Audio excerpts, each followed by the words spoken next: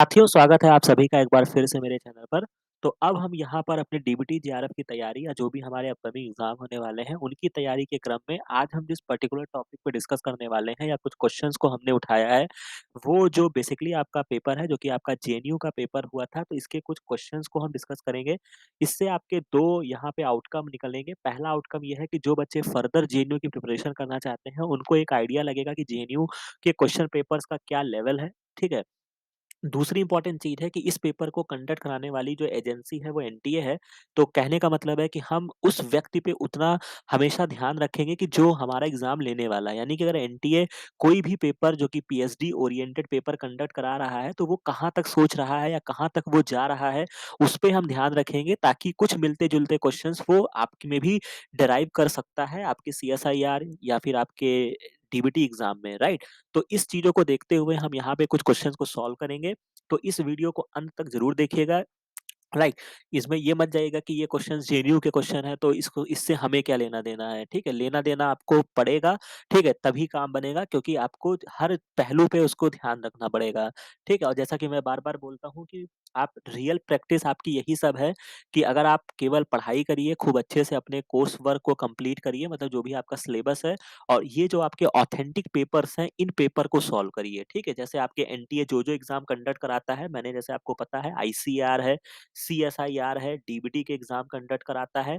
इसके अलावा नीट का कंडक्ट कराता है, जो कि आपका बायोलॉजी का पार्ट है। इन सारे क्वेश्चंस को ज़रूर सॉल्व करिए, जेएनयू को सॉल्व करिए, ठीक है? अगर आपको दिल्ली यूनिवर्सिटी का भी मिलता है, तो उसको भी आप सॉल्व करने का प्रयास करिए, ठीक है? तो ये इम्पोर्टेंट चीज़ थी, जो मुझे अभी आपको बतानी थी। तो अब हम यहाँ पर कुछ बेसिक क्वेश्चन को सॉल्व करेंगे, जिससे हम अपने पुराने कॉन्सेप्ट को रिकॉल करेंगे और हम अपने आगे की चीज़ों को दुरुस्त करेंगे। तो जैसा कि ये आपका 9 दिसंबर को पेपर कंडक्ट कराया गया 2022 में, ये आप देख सकते हैं लाइफ साइंस ग्रुप 3 का था, बेसिकली आपका लाइफ साइंस ओरिएंटेड क्वेश्चंस थे। तो एक क्वेश्चन यहाँ पे बहुत ही बेसिक है, जैसा कि हमने डीबीटी में भी अगर आपको याद होगा, अगर आप मेरे प्लेलिस्ट को फॉलो करते हैं, तो इस तरीके का सेम क्वेश्चन डीबीटी के 2020 या 21 में पूछा गया है, आप जाके देखिएगा। लगभग आपका मिलता-जुलता ये क्वेश्चन वहीं से ही डिराइव किया गया है और बहुत ही बेसिक है। इवन ये आपका बहुत ही बेसिक्स में आता है, बेसिक माइक्रोबायोलॉजी या इवन अगर आप नॉर्मल बीएससी पढ़ते हैं, तो भी आप इस क्वेश्चन को कर सकते हैं। तो इसमें करना क्या है, आपको 2 स्टेटमेंट दिए गए थे और स्टेटमेंट पहला कह रहा है कि archaebacteria are more primitive than eubacteria. तो याद करिए जब हमने इवोल्यूशन में भी हमने इस बात को पढ़ा हुआ है और इसके अलावा भी जब हम बैक्टीरिया का क्लासिफिकेशन पढ़ते हैं तो वहाँ पे हमको देखने को मिलता है कि आपके यूबैक्टीरिया होते हैं और आर्ची बैक्टीरिया होते हैं। आर्ची बैक्टीरिया जो होते हैं ये आपके इनकी प्रॉपर्टी होती है कि ये बहुत ही एडवर्स कंडीशन में रहते हैं। एडवर्स कंडीशन का मतलब क्या है कि 95 डिग्री सेल्सियस या इसके अलावा पीएच जो होता है ये 2 पीएच पर भी रहते हैं। हालाँकि इसमें बहुत सारे आर्ची बैक्टीरिया के क्राइटेरिया होते हैं मतलब क्लासिफिकेशन में जब आप पढ़ेंगे तो ये मेथनोजेंस होते हैं, हैलोफाइल्स होते हैं, याद आया? तो ये वहाँ से क्वेश्चन डेराइव्ड है तो ये बात बिल्कुल सही है और यू बैक्टीरिया तो बाद में आए हैं। तो ये बात सही है कि आर्ची बैक्टीरिया जो हैं वो आपके मोर प्रिमिटिव हैं जो कि आपके यू बैक्टीरिया से हैं और आर्ची बैक्टीरिया जो होते हैं ये फाउंड होते हैं harsh environmental condition such as hot spring and extreme salty area. तो ये बात सही है, साल्टी एरिया में आपके हेलोफिल्स मिलते हैं और आर्की बैक्टीरिया जो कि आपके थर्मोफिलस, ये 3 क्लास होती है, ठीक है? थर्मोफिलस जो कि आपके हाई टेम्परेचर पे रहते हैं, लो पीएच पे रहते हैं। इसके अलावा मिथनोजेंस जो होते हैं आपके मीथेन फॉर्मेशन करते हैं और हेलोफाइल्स जो होते हैं ये आपके साल्टी कंडीशन में रहते हैं। तो यानी कि जब आप इन दोनों स्टेटमेंट को आप पढ़ेंगे तो जिसका जो करेक्ट आंसर आपका क्या बनेगा, मोस्ट एप्रोप्रिएट आंसर जो होगा कि दोनों ही ऑप्शन जो है या दोनों ही स्टेटमेंट जो है वो ट्रू है। तो यानी कि both statement 1 and statement 2 are true. तो यानी कि बहुत ही अच्छा क्वेश्चन यहाँ पे डिराइव किया गया, बेसिक इन्फॉर्मेशन आपका चेक किया गया। इसके बाद जो कि हम बार बार आपको बोलना है, आपके डीबीटी जेआरएफ के रिगार्डिंग मोलैरिटी का क्वेश्चन आपसे जरूर पूछा जाएगा और इवन अगर आप इंटरव्यू को भी फेस करेंगे वहां पे भी आपसे यही क्वेश्चन पूछा जाएगा। तो इसकी तैयारी हम आज से स्टार्ट कर दिए हैं ताकि यही हमारा सबसे स्ट्रॉन्ग पॉइंट बने और जिससे हम फिल्टर आउट हो सके रिमेनिंग स्टूडेंट से, ठीक है? तो सबसे पहली बात है मोलारिटी के हमने बहुत सारे लेक्चर्स को कवर किया है, वीडियोस को कवर किया है। यहाँ पे एक क्वेश्चन मैं सॉल्व करूंगा, एक क्वेश्चन आपका होमवर्क होगा। तो आप देख सकते हैं कि 2 क्वेश्चन मोलारिटी के इस एग्जाम में पूछे गए हैं, राइट? और कोई दम नहीं है इस क्वेश्चन में, सिंपल सा फॉर्मूला जैसा कि हमने सीखा है, मोलैरिटी का फॉर्मूला होता है weight upon molecular weight into volume जो होता है वो लीटर में होता है। बस इतना सा इसका फॉर्मूला होता है। तो यहाँ पर आपको मोलैरिटी जो है वो आपको 2.5 मोलर दी गई है। वेट आपको फाइंड करना है कि कितना वेट आपको उठाना है। मॉलिक्यूलर वेट यहाँ पे आपको कैलकुलेट करके भी दे दिया है। अब इससे अच्छा आपको क्या चाहिए? 58.44 दिया है। वॉल्यूम जो है ये आपको लीटर में ना देके इन्होंने एमएल में दिया है। तो यानी कि अगर इन्होंने 100 एमएल दिया है तो हम इसको क्या करेंगे 1000 से डिवाइड कर देंगे और 1000 ऊपर चला जाता है, तो ये 1000 आपका लीटर में कन्वर्ट कर देगा।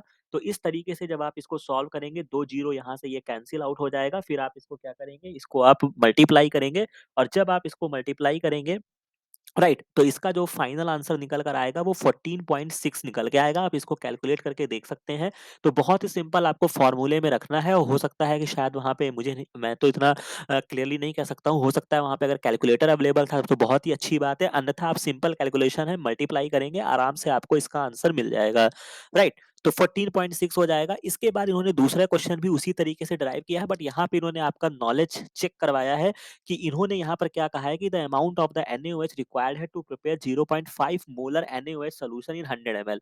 तो यहाँ पर इन्होंने क्या खेल किया है, इन्होंने आपको मॉलिक्यूलर वेट NaOH का नहीं दिया है, लेकिन ये आप मान के चलिए एक बेसिक स्टूडेंट या बेसिक लेबोरेटरी में अगर आप काम करते हैं या आप कुछ चीजें जानते हैं साइंस के बारे में, तो आप ये NaCl, NaOH, KOH ये बहुत ही कॉमन एलिमेंट्स हैं, समझ रहे हैं। तो ये एक्सपेक्टेशंस आपसे रहेगी कि आपको इसका मॉलिक्यूलर वेट पता हो, और हालांकि जब आप इसको कैलकुलेट करेंगे तो जैसा कि मैंने आपको बताया है कि सोडियम का जो एटॉमिक वेट होता है ये आपका 11 होता है। जब इसका मॉलिक्यूलर वेट पर जाएंगे तो लगभग डबल के अप्रॉक्स होता है, तो ये आपका 23 होगा। ऑक्सीजन जो होता है ये आपका 8 होता है, तो ये आपका 16 हो जाएगा, और हाइड्रोजन जो होता है वो 1 होता है। तो जब आप इसको कैलकुलेट करेंगे तो ये आपका 40 इसका मॉलिक्यूलर वेट निकल के आएगा। अब आपको क्या करना है, अब आपको सिंपल इस फॉर्मूले में पुट कर देना है, ठीक है। तो ये आपका होमवर्क, अगर आप इस चैनल को फॉलो करते हैं, रियली में अगर आप क्वालिफाई करना चाहते हैं, ठीक है, तो ये क्वेश्चन को सॉल्व करिएगा और इसके आंसर को देखिएगा कि आपका क्या आ रहा है, ठीक है। तो ये हमारे तरफ से आपके लिए होमवर्क है। तो 2 क्वेश्चन यहाँ पे हमको मोलारिटी के देखने को मिले। इसके बाद कुछ और क्वेश्चंस को सॉल्व कर लेते हैं जो कि हमारे चैनल्स पे लेक्चर्स अवेलेबल हैं, वहाँ से क्वेश्चन डिराइव किया गया है। जैसे आपका फ्लो साइटोमेट्री, जो कि मैं आपको बार-बार बोलता हूँ, इस समय फ्लो साइटोमेट्री फैक्स टेक्निक, जो कि इसका एक सेपरेट वीडियो आपको मिल जाएगा। इसके अलावा इम्यूनोलॉजी, ये 2 चीज़ें आपके रिसर्च ओरिएंटेड भी बहुत ही महत्वपूर्ण है, इनको समझ कर जाइएगा। जो भी आपके मॉडर्न एग्जाम है वो इस पर्टिकुलर टॉपिक्स पे क्वेश्चंस पूछते हैं। इस समय जो आपका ट्रेंडिंग में चल रहा है वो आपका फ्लो साइटोमेट्री है, और इसके अलावा क्राइस्पर कैस, ठीक है। ये 2 पॉइंट्स जो हैं, 2 चीज़ों को ज़रूर एग्ज़ाम में करके जाइएगा। तो वही चीज़ यहाँ पे पूछा गया है, in the flow cytometry the amount of the side scatter light offer the indication of. तो इसका चैप्टर था जिसमें हमने क्या बताया था कि जब वहाँ पे लेज़र लाइट गुजरती है, मान लीजिए कि आपकी सेल्स हैं गोल-गोल, ठीक है। अब इस पे लेज़र लाइट पास होती है तो कुछ लेज़र लाइट ऐसे सीधे निकल जाएँगी, इनको हम क्या बोलते हैं, फॉरवर्ड स्कैटर्ड बोलते हैं। और कुछ जो होती हैं वो इसके सेंटर पे टकराएँगी और टकराने के बाद क्या करेंगी, यहाँ से रिफ्लेक्ट हो जाएँगी। इसको हम क्या बोलते हैं, इसको हम साइड स्कैटर्ड बोलते हैं, ठीक है। बहुत बेसिक है, वहाँ पे बहुत इत्मीनान से हमने इस बात को समझा था, क्वेश्चंस हमने सॉल्व किए थे। तो चूंकि सिंपल सा कॉन्सेप्ट है, जब ये 2 लाइन अगर इधर-इधर गई हैं तो यानी कि इससे आपको क्या पता चल रहा है, सेल का साइज पता चल रहा है। अगर आप इस वैल्यू को कैलकुलेट करेंगे तो आपको सेल का साइज देखने को मिल जाएगा, ठीक है। और अगर आप इस वैल्यू को देखेंगे तो यानी कि इस जगह पे कुछ तो था कि जो इसने इसको रिफ्लेक्ट किया, इसको पास आउट नहीं होने दिया, या एक बैरियर था। तो इससे हम क्या कहेंगे कि इसमें कुछ एक ग्रैन्युलैरिटी थी। बहुत ही सिंपल कॉन्सेप्ट है। तो यानी कि आपका जो साइड स्कैटर से आपको क्या पता चला, आपको क्या पता चला, extent in the intracellular complexity of the cell, मतलब सेल्स के अंदर क्या कॉम्प्लेक्सिटी है वो हमको पता चला, ठीक है। साइज वाइज जो होता है वो आपको फॉरवर्ड स्कैटर से पता चलता है। तो ये बहुत ही इंपॉर्टेंट चीज है, इसको याद रखिएगा। और फ्लो साइटोमेट्री आप अपने नेक्स्ट एग्जाम के लिए तैयार करके जाइएगा, लेक्चर अवेलेबल है।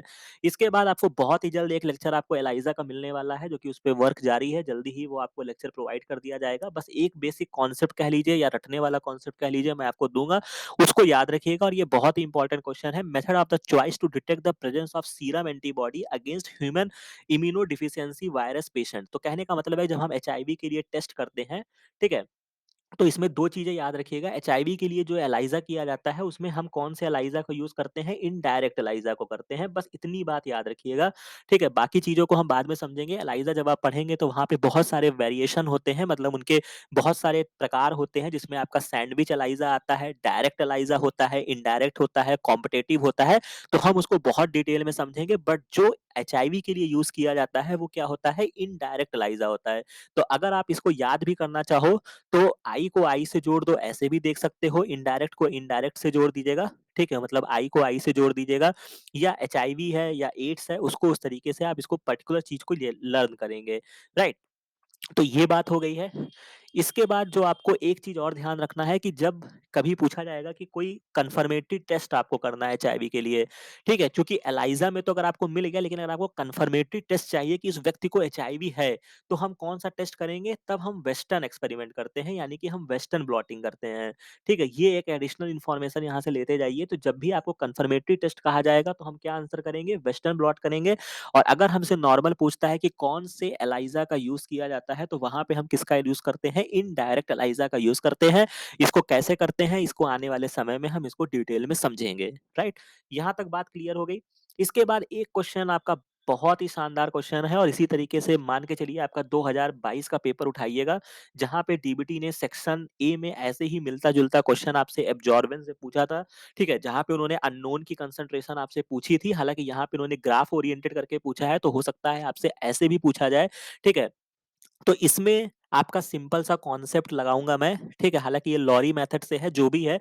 तो जैसा कि हमने आपको एक कॉन्सेप्ट दिया था कि जो आपका एब्ज़ॉर्बेंस होता है, उसमें कंसंट्रेशन में जब भी आप कोई स्पेक्ट्रोमेट्रिक टेक्निक करते हैं, तो वहाँ पे हम बियर लैम्बर्ट साहब का रूल रूल हमने समझा था, बियर लैम्बर्ट लॉ। यहाँ पे सिंपल सा रूल था कि जो आपका एब्ज़ॉर्बेंस होता है, वो डायरेक्टली प्रोपोर्शनल होता है कंसंट्रेशन के और पाथ लेंथ के, ठीक है? तो यहाँ पे जो लैम्बर्ट साहब थे, मैंने आपको ट्रिक भी बताया था कि लैम्बर्ट साहब ने पाथ लेंथ वाला डेफिनेशन दिया था, यानी कि एल को एल से जोड़ दीजिएगा, और यानी कि जो बचे हैं कंसंट्रेशन वाला, वो किसने दिया था? बियर साहब ने दिया था, ठीक है? बाकी स्पेलिंग पे मत जाइएगा, कॉन्सेप्ट पे जाइएगा। तो ये जो होता है, ये आपका डायरेक्ट प्रोपोर्शनल होता है। यहाँ पे जब आप इसको हटाते हैं, तो एक आपका कांस्टेंट आता है जिसको एप्सिलॉन बोलते हैं, और सीएल, ये इसका फॉर्मूला होता है। कोई कंफ्यूजन? कोई कंफ्यूजन नहीं हुई। इसके बाद यहाँ पे आपसे पूछ रहा है कि कोई एक स्टूडेंट है, लॉरी मेथड से उसने प्रोटीन एस्टिमेशन किया है, एब्जॉर्बेंस उसने 560 पे लिया है, और उसने स्टैंडर्ड प्रोटीन सैंपल को कैलकुलेट किया है, अननोन का एब्जॉर्प्शन उसका ये आया है, तो आपको बताना है कि उसके कंसंट्रेशन सैंपल में क्या था, ठीक है? तो सिंपल सी बात है, जब आप डीबीटी जेआरएफ के हमारे प्लेलिस्ट में जाएँगे, वहाँ पे जब मैंने इसके बारे में एक क्वेश्चन बीच में आया था, उसमें हमने इसके डिटेल में आपको कॉन्सेप्ट बताया था कि कैसे हम फॉर्मूला डिराइव करते हैं। तो एक बार हम उसको वापस से समझ लेते हैं, और उसको बहुत ध्यान से समझिएगा, लास्ट बार बता रहे हैं, इसको दोबारा मतलब अपेक्षा रहेगी कि आप इस चीज़ को अच्छे से ग्रहण कर लेंगे।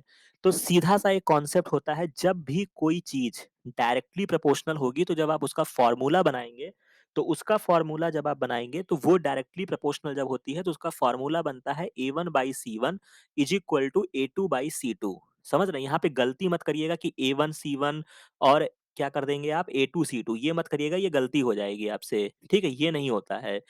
इसके अलावा जब आपने कभी बॉयल्स और चार्ल्स लॉ आपने पढ़ा होगा, जो हम गैस में पढ़ते थे, ठीक है? गैस के चैप्टर में जब आपने इंटरमीडिएट में पढ़ा होगा, तो आप एक फ़ॉर्मूला पढ़ते थे, PV is equal to NRT, याद आया? उसमें हम पढ़ते थे P1 V1 is equal to P2 V2, ठीक है? इसमें क्या होता था कि जब इन्होंने रिलेशन दिया था, तो इन्होंने कहा था कि जो प्रेशर होता है, वो उसके वॉल्यूम के इनवर्स प्रोपोर्शनल होता है। तो जब कभी इनवर्स का फ़ॉर्मूला हम डिराइव करते हैं, तो ये आपका क्रॉस मल्टीप्लाई करेंगे, तो क्या होगा? पीवी इधर ही तो आएगा। अगर सिंपल सी बात समझ लो, क्रॉस मल्टीप्लाई आपने किया, तो पीवी ही तो कहोगे। तो यानी कि जब ये फ़ॉर्मूला आपका बनता है, तब हम बनाते हैं P1 V1 is equal to P2 V2। बस इतनी सी बात मैंने आपको उस दिन भी समझाई थी, और आज भी आपको केवल इतनी सी बात याद रखनी है। ठीक है? तो अब इसके बेसिस पे हम क्वेश्चन को सॉल्व कर लेते हैं। तो क्वेश्चन को जो हमें सॉल्व करना है, वो हमें कैसे सॉल्व करना है? सिंपल सा हमको यही वाला कॉन्सेप्ट लगाना है, A1/C1 is equal to A2/C2। तो यहाँ पे अगर आप देखेंगे, ये आपका एब्जॉर्बेंस का ग्राफ दिया गया है, ये आपका कंसंट्रेशन जो है वो माइक्रोग्राम पर माइक्रोलीटर में दिया गया है। तो अगर हम एक स्टैंडर्ड की वैल्यू मान लें कि यहाँ पे जब इसको एब्जॉर्बेंस 0.2 मिला, तो यानी इसका कंसंट्रेशन 0.1 था। यहाँ पे इसको 0.4 मिला, यहाँ पे 0.2 हुआ, यहाँ पे 0.6 था, तो यहाँ पे 0.3 हुआ। यानी अगर आप डिफरेंस पर जाएँगे, तो 2 का डिफरेंस है। तो आप कोई भी एक वैल्यू को उठा लीजिए, ठीक है? मान लीजिए कि पहले एब्जॉर्बेंस हम मान लेते हैं कि 0.2 एब्जॉर्बेंस थी, ठीक है? तब उसकी कंसंट्रेशन क्या निकल के आई? 0.1 निकल के आई। अब एब्जॉर्बेंस जो है वो 0.25 है, यही तो है। अब हमको बताना है, कंसंट्रेशन बताना है, बस इसी को गुणा कर लीजिए। अब ये पॉइंट से पॉइंट कैंसल हो जाएगा, बेसिक रूल है गणित का, इसमें कोई कन्फ्यूजन नहीं आएगा। कंसंट्रेशन आपको C2 फाइंड करना है, तो क्या होगा? 0.25 डिवाइडेड बाय 2 होगा, इतना ही तो होगा, इससे ज़्यादा कुछ नहीं होगा। तो अगर आप इसको करेंगे, तो ये आपका निकल के आ जाएगा 0.125 माइक्रोग्राम पर माइक्रोलीटर, ठीक है? जो भी यहाँ पे एमएल में दिया गया है, तो इसका जो थर्ड ऑप्शन होगा, वो यहाँ पे करेक्ट होगा। हालाँकि आप चाहते हो तो थोड़ा-सा आप वैसे भी ट्रेस कर सकते हैं, बट चूँकि उन्होंने बहुत सारे ऑप्शन में नियर बाय वैल्यू दी गई है, तो मतलब दूर का डिफरेंस होता है तो आप वैसे भी ट्रैक कर सकते थे कि मान लीजिए कि आपको अब ये 0.25 एब्जॉर्बेंस आया है, यानी कि थोड़ा-सा ही तो इंक्रीज़ हुआ है, लेकिन उस थोड़े से इंक्रीज़ में उन्होंने 3 वैल्यूज़ आपको दी है, तो आपको इस तरीके से कैलकुलेशन करना पड़ेगा। तो बहुत ही बेसिक क्वेश्चन है, इस तरीके से हो सकता है और घबराना भी नहीं है, यहाँ पे मान लीजिए आपको लॉरी दे दिया, हो सकता है कि एग्ज़ाम में आपको बीसीए लिख के दे दे, कुछ भी एक्स-वाई-ज़ेड लिख कर दे दे, एब्जॉर्बेंस का रिलेशन आपको दिया, कंसंट्रेशन आपसे पूछ रहा है, तो हमने क्या समझ लिया, हमने क्या समझ लिया, हमने समझ लिया बीयर लैम्बर्ट साहब को समझ लिया। ए जो होता है कंसंट्रेशन पाथ लेंथ के डायरेक्टली प्रोपोर्शनल होता है। जब कोई चीज़ यहाँ पे हम बस इतना समझेंगे, जब हमने बचपन में PV is equal to NRT पढ़ा, तो पी जो था वो इनवर्स प्रोपोर्शनल था वी का। इसमें जब हम फॉर्मूला बनाते हैं तब हम P one V one is equal to P two लिखते हैं। लेकिन जब हम इधर से फॉर्मूला बनाएंगे तो हम A1 बाई C1 लिखेंगे और A2 बाई C2 लिखेंगे। ठीक है, तो इतनी चीजों को समेट कर जाइएगा, बहुत ही इंपॉर्टेंट है। एग्जाम में क्वेश्चन आपको देखने को मिलेगा। ठीक है, और नहीं मिलेगा तो कल को साइंटिस्ट बनोगे, रिसर्च करोगे, तब भी ये बहुत काम आने वाला है। तो इसको बहुत अच्छे से पढ़ लीजिएगा। इसके बाद हम कुछ और क्वेश्चन को यहाँ पे सॉल्व करेंगे, जो कि हमारे बहुत सारे लेक्चर्स अवेलेबल हैं, यहाँ पे सीधे क्वेश्चन ड्राइव किए गए हैं। ठीक है, आशा है कि यहाँ पे किस तरीके से आप इस क्वेश्चन को देखेंगे, समझेंगे, उसको भी हम यहाँ पे देखते हैं। तो जैसा कि एक सिकल सेल एनीमिया, जो कि मैंने चैनल क्रिएट किया, सबसे पहले मैंने वीडियो सिकल सेल एनीमिया पे बनाया था। क्यों बनाया था? इसीलिए बनाया था क्योंकि एग्जाम में सिकल सेल एनीमिया से क्वेश्चन बहुत पूछे जाते हैं। इसका पूरा एक स्टोरी है। तो इसमें होता क्या है, sickle cell anaemia is a negatively charge group, जो कि आपका एक म्यूटेशन से होता है, जो भी हमने पिछले लेक्चर में समझा था। म्यूटेशन होता है, कौन सा म्यूटेशन होता है? मिससेंस म्यूटेशन होता है, पॉइंट म्यूटेशन होता है। उसमें ग्लूटामिक एसिड जो होता है वो कौन से अमाइनो एसिड में कन्वर्ट हो जाता है। तो हमने आपको लर्न कराया था कि जब कोई चीज गलत हुई है तो गलत करने का जिम्मेदार कौन होगा। मान लीजिए दो ही चीज होते हैं, फिल्म अगर आप देखते हैं तो या तो उसमें हीरो होता है या तो उसमें विलेन होता है। दो ही होते हैं, एक हीरो होगा, एक विलेन होगा। तो यानी कि किसी ने यहाँ पे गलत काम किया है, जिससे वो प्रोटीन, जो अच्छी खासी प्रोटीन काम चल रहा था, वो म्यूटेंट हो गया, यानी वो खराब हो गया। तो खराब किसने किया? विलेन ने किया। विलेन ने किया तो वी से कौन सा अमाइनो एसिड आपका होता है? वैलीन होता है। ठीक है, तो अब इसको याद रखेंगे, बिल्कुल याद रखेंगे। तो यहाँ पर जो करेक्ट आंसर आपका बनेगा वो वैलीन होता है। बाकी आपका होमवर्क है, और होमवर्क क्या है, कौन सा यहाँ पे आपका किस पोजीशन पे होता है, नेक्स्ट टाइम आपसे ये पूछा जा सकता है। इसके बाद ट्रांजिशन हुआ कि ट्रांसवर्जन हुआ, ये सारी चीजें हमने आपको बता रखी है। वो चीज आप रिकॉल करेंगे, नोट डाउन करेंगे। नहीं नोट डाउन करेंगे तो आप थोड़ी सी खतरे की घंटी आपके लिए बज जाएगी। तो इसलिए अपना एनालिसिस खुद करिए, खुद पढ़िए, खुद समझिए। ठीक है, और बायोलॉजी जो है वो आपके रिवीजन का खेल है। ठीक है, आपको मैं केवल बता सकता हूँ। ठीक है, रिवीजन आपको करना है। इसी तरीके से कुछ लेक्चर्स और भी अवेलेबल थे, जहाँ पे हमने बायोसिंथेटिक पाथवे को कवर किया था, जहाँ से सिंपल क्वेश्चन आपसे पूछा जाता है। इवन मोस्टली क्वेश्चन यहाँ के आपको मैचिंग में ही देखने को मिलेंगे, चाहे वो आपका CSIR हो, चाहे वो आपका DBT हो। तो यहाँ पर भी एक क्वेश्चन आपसे पूछा गया था, जहाँ पे हमने एक जिक्र किया था कि जब हमने कोलेस्ट्रॉल के चैप्टर को पढ़ा था, वहाँ पे हमने कोलेस्ट्रॉल की बायोसिंथेसिस पढ़ी थी। तो वहाँ पे एक डिजीज होती है कोलेस्ट्रॉल से, जिसको हम क्या बोलते हैं? फैमिलियर हाइपरकोलेस्ट्रीमिया बोलते हैं। जिसमें क्या प्रॉब्लम आ जाती है, जो आपका LDL का रिसेप्टर होता है वो खराब हो जाता है। और LDL को हमने क्या बोला था? क्या बोला था? बैड कोलेस्ट्रॉल बोला था। ठीक है, याद रखिएगा, सीधा क्वेश्चन पूछा जाएगा। याद करने के लिए क्या था? नॉर्मल भाषा में हम किसी गंदे इंसान को क्या बोलते हैं? लुच्चा बोलते हैं। तो ऐसे ही याद कर लो, बैड कोलेस्ट्रॉल, एल से ये हो जाएगा। इसके बाद इसको और समझने के लिए हमने कुछ और भी चीज़ों को समझा था। जैसे टेसैक डिज़ीज़ जो होती है, इसमें आपके जीएम रिसेप्टर खराब हो जाते हैं। और हमने आपको लर्न कराया था कि बहुत सारे आपके जीएम रिसेप्टर होते हैं, लेकिन यहाँ पे जो खराब होता है वो आपका GM2 होता है। तो वो कैसे याद रखेंगे? क्योंकि यहाँ पे 2 बीच में आपके स्पेस देकर ये लिखा जाता है, ऐसे समझ लीजिए, हो सकता है ना दिख रहा हो। टेसैक हमेशा ऐसे लिखते हैं, तो यानी कि एक फ्रेज ये हो गया, एक फ्रेज ये हो गया, तो यानी कि GM2 में प्रॉब्लम आई है। लेकिन हालांकि वो एक्सप्लेनेशन यहाँ पे नहीं दिया गया है। और भी बाकी चीजों को हम समझ लेते हैं। तो यानी कि बी को अगर हम यहाँ पे फोर्थ ऑप्शन से मिलाते हैं, तो आपको 2 ऑप्शन में देखने को मिलेगा। यानी कि आधा रास्ता आपका क्लियर हो गया है। अब बाकी चीजों को हमको समझना है। ठीक है, हालांकि नीमैन पेक पर भी हमने चर्चा किया हुआ है, जहाँ पे हमने ICMR के टाइम में चीजों को समझा था। वहां पे आपकी स्फिंगोमाइलिन में प्रॉब्लम आती है, तो आपको क्या करना है? डी को आपको फर्स्ट से मिलाना है। यहीं पर आपका सारा खेल हो गया। इसके बाद हम इसके एक्सप्लेनेशंस को थोड़ा सा आपको रिकॉल करा देते हैं, याद आ जाएगा। ये एक बहुत ही खूबसूरत सा चार्ट है, इसको जितनी बार याद कर सकते हैं करिएगा। यहाँ पे क्या होता है? Degradation of cerebroside and sphingomyelin with metabolic disorder. तो इनके प्रॉब्लम से कुछ डिजीज होती हैं, उनको याद रखिएगा। जैसे आपका नीमैन पीक डिजीज होता है, यहाँ पे स्फिंगोमाइलिनेज एंजाइम जो होता है उसमें प्रॉब्लम आ जाती है, जिससे क्या हो जाता है? स्फिंगोमाइलिन जो होते हैं उनका एक्युमुलेशन हो जाता है। तो यहाँ पे आप देख सकते हैं, वही ऑप्शन में दिया गया था, स्फिंगोमाइलिनेज, राइट। कोई कन्फ्यूज़न नहीं।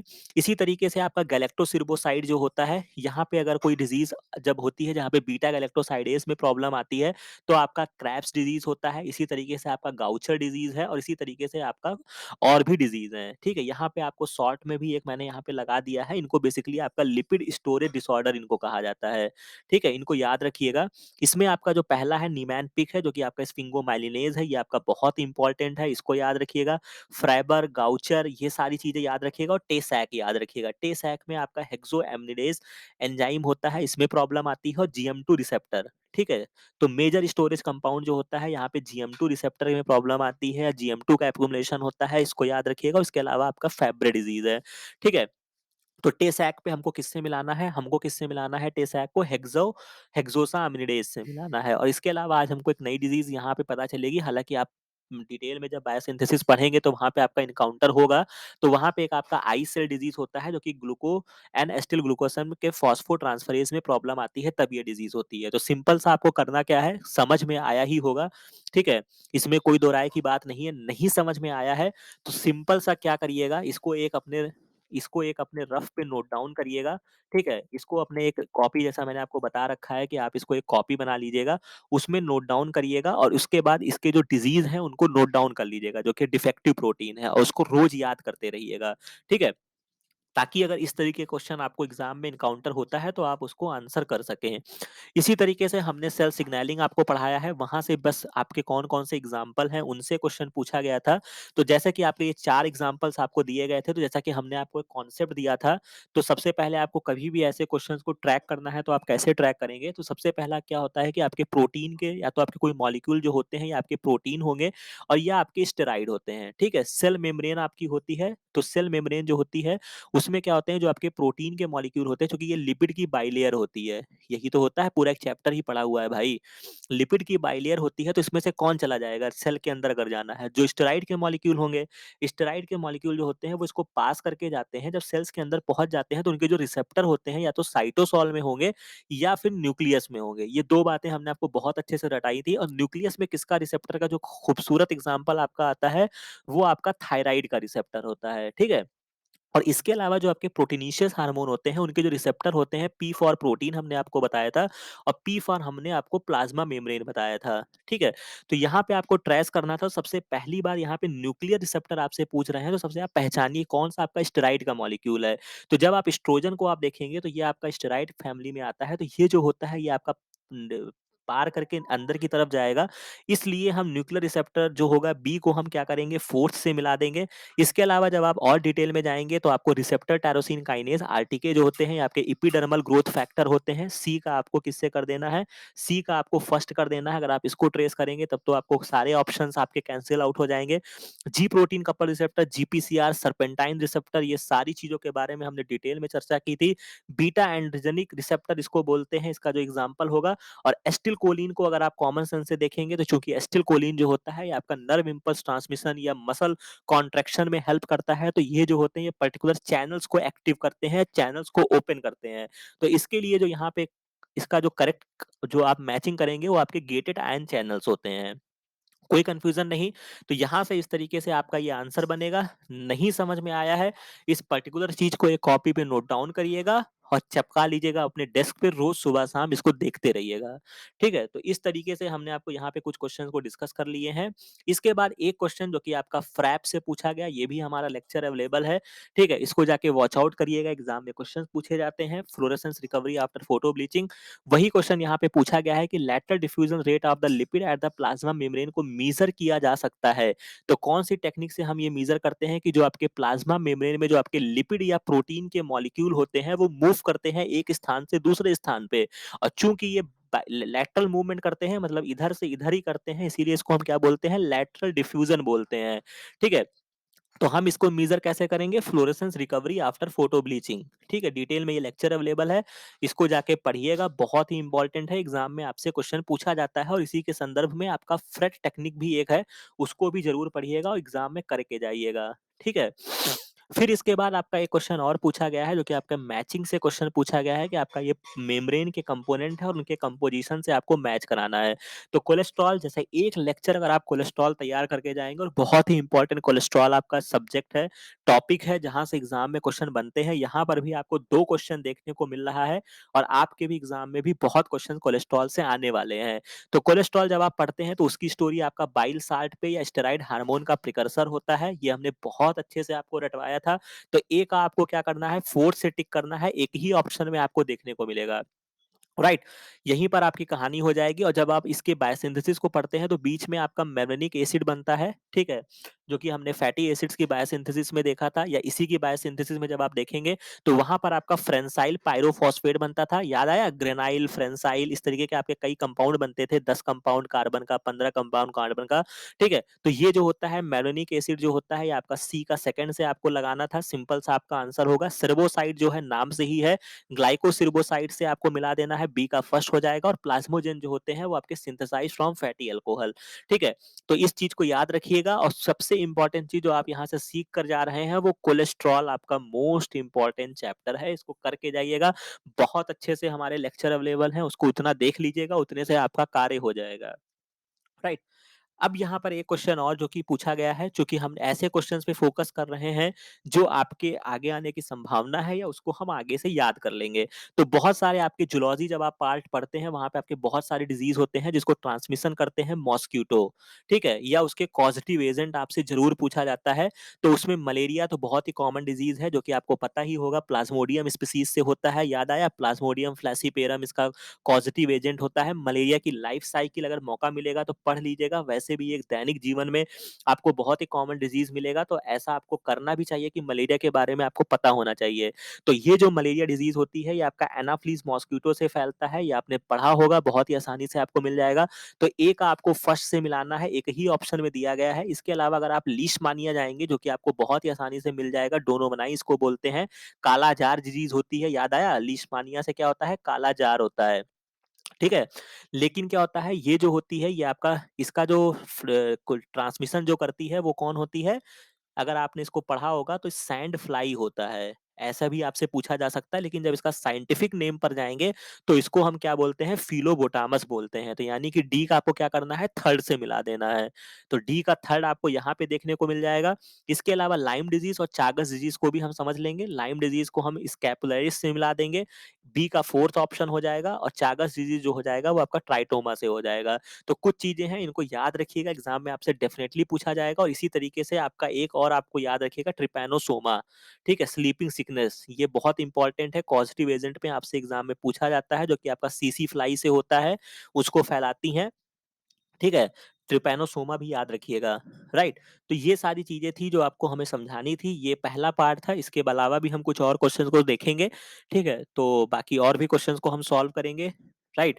तो आशा है कि ये सारी चीज़ें आपको समझ में आई होंगी, आज पर्टिकुलर जो आपको होमवर्क दिया गया है उसको आप करेंगे। अगर कोई चीज़ आपको नहीं समझ में आई है तो आप कमेंट सेक्शन में भी बताएँगे और इसके अलावा आप जाके लेक्चर को देखेंगे जो अवेलेबल हैं, ठीक है? तो इसी आशा के साथ ये वीडियो को मैं समाप्त करता हूँ। बाकी कोई भी अगर आपको प्रॉब्लम आती है, किसी भी तरह की कोई समस्या होती है, तो आप अपनी बात को रखिए, तभी हम उसका निवारण कर पाएँगे।